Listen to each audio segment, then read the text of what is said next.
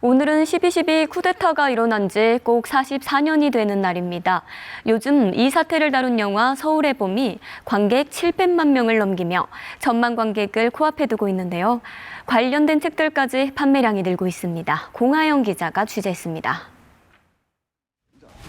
극하면 쿠데타야. 그 이왕이면 혁명이라는 멋진 단어를 쓰십시오. 개봉 이후 19일 만에 관객 700만 명을 넘어선 영화 서울의 봄. 1979년 12월 12일 오후 7시부터 새벽 4시까지 하루 동안 어떤 일이 벌어졌는지 군사 반란 9시간의 기록입니다. 지금까지 700만 명이 본 한국 영화는 1987과 내부자들 등 41편에 불과합니다. 2주가 지났는데도 전혀 그게 꺾이지 않고 오히려 초기에 20만 명 이상 했던 것보다 더 들 때도 있는 걸 보면은 사실 이 영화가 어디까지 갈 수 있을지 좀 가늠이 안 될 정도로 흥행이 되게 잘 되고 있다. 영화의 흥행몰이에 관련 책들도 주목받고 있습니다. 이 책은 지난 5월 출간 뒤 독자가 줄다 영화 개봉 이후 판매량이 3배까지 늘었습니다. 서점 한쪽에 서울의 봄 코너까지 등장했습니다. 현대사 관련한 책들은 독자들이 수요가 많은 분야는 아니었는데요. 그 서울의 봄 영화 기점으로 판매가 좀 없었던 책들도 다시 판매가 많이 늘고 있습니다. 영화 속 실제 인물에 대한 관심도 높아지면서 극중 이태 신분인 장태환 전 수도경비사령관의 자서전 찾는 법을 공유한 블로거도 있습니다. 이제 이미 절판된 상태이다 보니까 어떻게 찾아야 될까 생각해본 끝에 국회 도서관에 있을 것 같아서 검색을 했어요. 다행히 PDF 파일까지 있더라고요. 이젠 역대 19편에 불과한 1000만 관객을 향해 질주 중인 서울의 봄. 영화의 흥행이 또 다른 문화 콘텐츠의 인기로 이어지는 선순환을 주도하고 있습니다. KBS 뉴스 공화영입니다. 영화 서울의 봄이 관객 700만 명을 돌파했습니다. 12.12 사태 이후의 상황을 누구보다 잘 아는 지역민들에겐 흥행의 의미가 더욱 남다른데요. 영화를 본 관객들을 김혜린 기자가 만나봤습니다.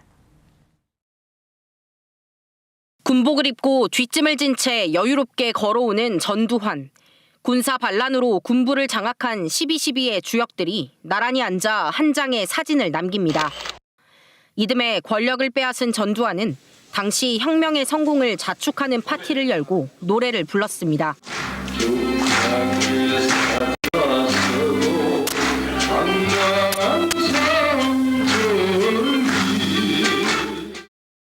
내란의 주역인 신군부의 모습을 담은 영화 서울의 봄이 누적 관객 수 700만 명을 돌파했습니다. 개봉 20일 만입니다. 올해 들어 누적 관객 수 700만 명을 넘어선 한국 영화는 지난 여름 범죄도시 3에 이어 서울의 봄이 두 번째입니다. 일단 굉장히 욕이 좀 많이 들렸고요. 개인의 권력 욕심 때문에 이제 대한민국 전체 근간이 좀 흔들리고 이제 그로 인해 정의가 좀 죽은 느낌이라서 저는 그게 가장 화났고요. 영화 흥행에 힘입어 영화 속 실제 영상들도 덩달아 조회수가 높아지고 있습니다. 영화를 보고 난 관객들이 온라인에서 실제 영상을 찾아보는 겁니다. 이런 추세라면 영화 서울의 봄이 곧 1000만 관객을 돌파할 거란 전망도 나오고 있습니다. 특히 12.12 사태 이후 광주에서 어떤 일이 벌어졌는지 잘 알고 있는 지역민들에겐 영화의 의미가 더 뜻깊습니다. 아무래도 광주의 사람이다 보니까 이게 역사 관련돼서 얘기도 많이 듣고 그러다 보니까 친구들도 보고 나서 너무 화난다라는 평을 되게 많이 들었기도 하고. 흥행을 견인하는 건 2030 세대. 30대 예매율이 30%로 전 연령에서 가장 높고 2030 세대 관람 비율이 절반을 넘어섭니다. MZ세대도 과연 역사에 흥미를 갖고 이 영화에 대한 관심을 가질까라고 생각을 했는데 오히려 20대, 30대 관객들로부터 더 큰 호응을 얻고 있어서 되게 고무적이고 80년 5월 광주를 짓밟은 신군부의 잔혹한 권력 찬탈 과정을 전해준 영화 서울의 봄이 흥행하면서 지역민들에게 따뜻한 위로가 되고 있습니다. KBS 뉴스 김혜린입니다. 너희가 지금 서울로 진입하면 그 즉시 전쟁이야. 놈들 멈출 생각이 없는 것 같습니다. 그래, 사살 임마, 사살! 79년도 제가 19살 고등학교 3학년이었을 때 그 어둠 속에서 계속 들려오던 총소리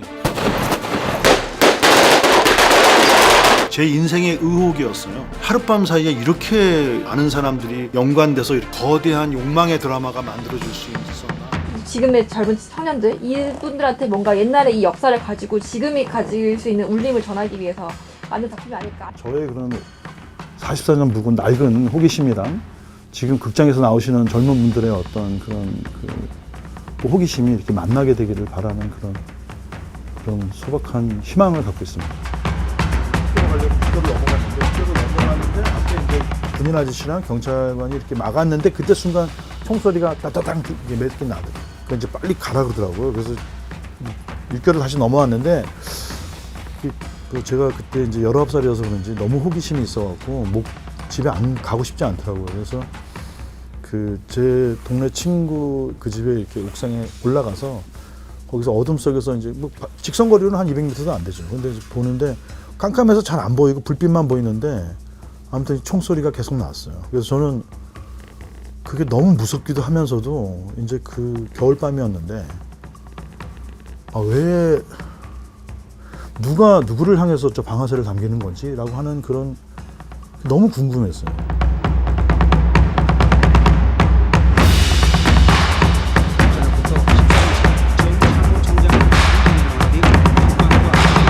그런데 그 다음날 그 신문에 나고 이제 한 거는 뭐 별일 아니다. 왜냐하면 그 사건으로 인해서 저의 이제 20대는 뭐 80년대죠. 그때는 그 어떤 좀 패배감 그리고 견딜 수 없는 그 최루탄 연기에 이제 제 젊은 날이 다 흘러갔거든요. 저만 그런 게 아니라 저희 세대가 다 그랬죠. 그래서 나중에 이제 그때 왜 그런 일이 벌어져서 그 80년대가 그렇게 흘러갈 수밖에 없었구나라는 거를 깨닫고 나서는 그 일에 대해서 이제 많이 생각했어요.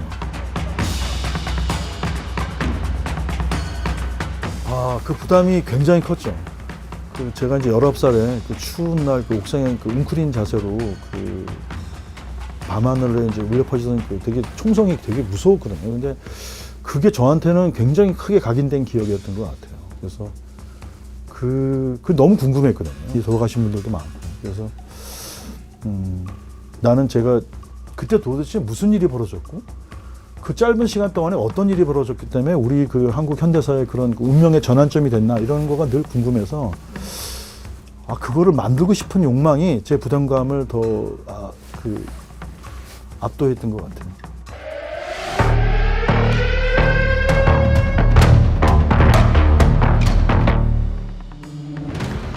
지금의 젊은 청년들, 이분들한테 뭔가 옛날의 이 역사를 가지고 지금이 가질 수 있는 울림을 전하기 위해서 만든 작품이 아닐까. 제가 뭐 역사관이 대단히 깊거나 또 이런 역사 의식 때문에 이 영화를 만들었다고 생각하진 않아요. 이 영화를 좀 제가 재밌게 만들어서 만약에 이제 지금의 관객들이 젊으신 분들이 이 영화를 제 생각대로는 좀 재밌게 봐주시기만 하면 재밌게 보면 이제 그 일에 관심을 갖게 되잖아요. 그러면 그분들이 이제 그때 정말 79년 12월에 우리나라에서 어떤 일이 벌어졌는지를 좀 관심을 갖고 보실 것 같고. 그러니까 주입식으로 가르치는 것보다는 자기가 스스로 관심이 있을 때 그게 진짜 이제 과거와 현재가 이제 깊은 대화를 나누는 거잖아요.